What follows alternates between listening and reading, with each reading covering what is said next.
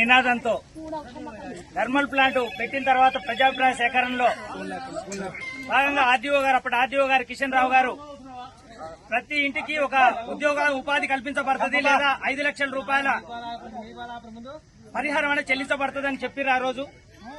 ఆ రోజు రెవెన్యూ రికార్డులలో గానీ ఆడియో వీడియో రికార్డులు ఉన్నాయని చెప్పారు.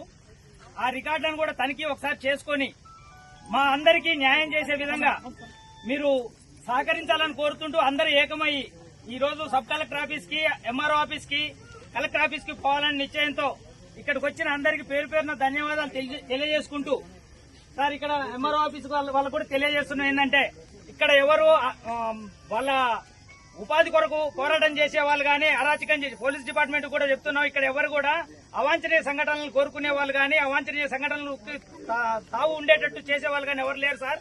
ఇక్కడ మీరు ఒక్కటే గుర్తుంచుకోవాలి, వాళ్ళు ఉపాధి కోసము వాళ్ళ పిల్లల ఉపాధి భద్రత కోసం మాత్రమే ఇక్కడ పోరాటం చేయడానికి వచ్చిర్రు. కానీ దాన్ని ఒకళ్ళిద్దరు అరాచకవాదులు ఎవరైనా ఉంటే మీరు దాన్ని కనిపెట్టి దాన్ని పక్కకు తోలే విధంగా చూసి మాకు ఉపాధి భరోసా కల్పించే విధంగా అన్ని విధాలు మీరు కూడా రెవెన్యూ డిపార్ట్మెంట్ గానీ పోలీస్ డిపార్ట్మెంట్ గానీ సహకరించి పై అధికారులకు చేరవేసి మా బాధలన్నీ చేరవేసి మాకు ఉపాధి దొరికే విధంగా మీరు కూడా సహాయపడగలని కోరుకుంటున్నాను. వచ్చిన గ్రామ పెద్దలందరికీ ధన్యవాదాలు తెలుపుతూ ఈ కార్యక్రమం ఎందుకు మొదలుపెట్టామంటే మనకు ప్లాంట్ నిర్మాణం టైంలో అప్పుడు ఆర్డీఓ కిషన్ రావు గారు ప్రజాభికరణ సేకరణ సమయంలో ఏమన్నారంటే మన గ్రామంలో కాలుష్యము air pollution, water pollutions, radiations ఇవన్నీ ఎఫెక్టివ్ ఏరియా అవుతుంది కాబట్టి ఆ రోజు ఏం చెప్పిందంటే ప్రతి కుటుంబానికి ఉపాధి కల్పిస్తాం మరియు అర్హత లేని కుటుంబం అర్హత కుటుంబానికి 5 లక్షల రూపాయలు ఇస్తామని చెప్పింది. కాబట్టి ఇలా చెప్పి 10 సంవత్సరాలు దాటింది. ఇక అందరూ రిక్రూట్మెంట్ జరుగుతుంది. ఈ టైంలో మాకు ఇంకా వాళ్ళు పలకరించే పరిస్థితి లేదు. కాబట్టి మేము పోరాటం చేయకపోతే మాకు వచ్చే అవకాశాలు లేవు అనుకునే మేము శాంతియుతంగా పోరాటం చేద్దాం ఉద్దేశంతో ఈ కార్యక్రమం అనేది మొదలుపెట్టాం. కానీ మా ఏర్లాపాలెం ప్రజలు శాంతియుతంగా ఉన్నారు. కాసేపు వాళ్ళ మార్గాన్ని బంద్ చేసేసరికి మేము శాంతియుతంగా పోతున్నాం కదా, ఎందుకు మమ్మల్ని ఎందుకు అడ్డగించరు అనే ఉద్దేశం కొంతమంది ఉగ్ర రూపం దాల్చింది వాస్తవమే.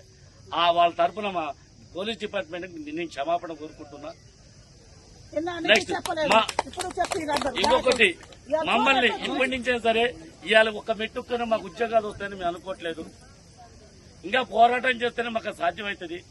దయచేసి పోలీస్ డిపార్ట్మెంట్ చెప్తున్నాం, ఇప్పటి నుంచి మీ దగ్గర విన్నపం చేసుకుంటాం. మమ్మల్ని మీ యొక్క హృదయంతో మా పోరాటాన్ని సహకరించండి కోరుకుంటున్నాం. నెక్స్ట్ ఇప్పుడు రెవెన్యూ డిపార్ట్మెంట్ వాస్తవానికి ఏంటంటే ఇంతమంది ఎందుకు వచ్చినాం, 10-20 మందితో పోతే అవుతుంది కదా అంటారు. 10-20 మంది పోతే మమ్మల్ని ఎవరు లెక్క చేయరు. మీరేదో 10 మంది ఏదో కావాలని వస్తున్నారు, మీరేదో రాజకీయం చేస్తున్నారు అని చాలా మంది చాలాసార్లు అన్న మాటలు విన్నాం. ఇక్కడ అందరూ వచ్చింది కడుపు కాలే వచ్చారు కానీ ఏదో అరాజకం చేయడానికైతే వచ్చిన వాళ్ళు కాదు. ఇదే కాంపిటీషన్ లోపల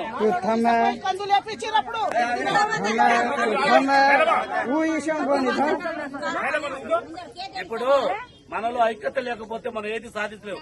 ఇక్కడ ఒకళ్ళు రాత్రే చెప్పిన ఒకళ్ళు మాట్లాడేటప్పుడు మధ్యలో మాట్లాడితే మన ఐక్యత లోపం జరుగుద్ది, లాఠీ చార్జ్ జరుగుతుంది కూడా చెప్పిన. మీరు మధ్యలో దయచేసి మాట్లాడకండి. కాబట్టి ఈ రెవెన్యూ డిపార్ట్మెంట్ ఇట్లా ఈ విధంగా జరగడం జరిగింది. కాబట్టి జనసమూహంతో జనం వెనక చూసే సరే ఇది ప్రభుత్వం దృష్టికి తీసుకెళ్తానే ఉద్దేశంతో మీ అందరూ రావడం జరిగింది. కాబట్టి మా ఎందుకు దయ ఉంచి వీర్లపాలెం గ్రామ ప్రజలు చాలా ఇబ్బంది పడుతున్నారు. వాడు కూటికి లేని వాళ్ళు కూలికి పోతే లెక్కంతా డొక్కాడదు. రేపు రాబోయే కాలానికి ఆ కూలి కూడా దొరికే పరిస్థితి లేదు. వ్యవసాయం పనులన్నీ బందే పరిస్థితి ఉంది. కాలుష్యంతో పంటలు పండే పరిస్థితి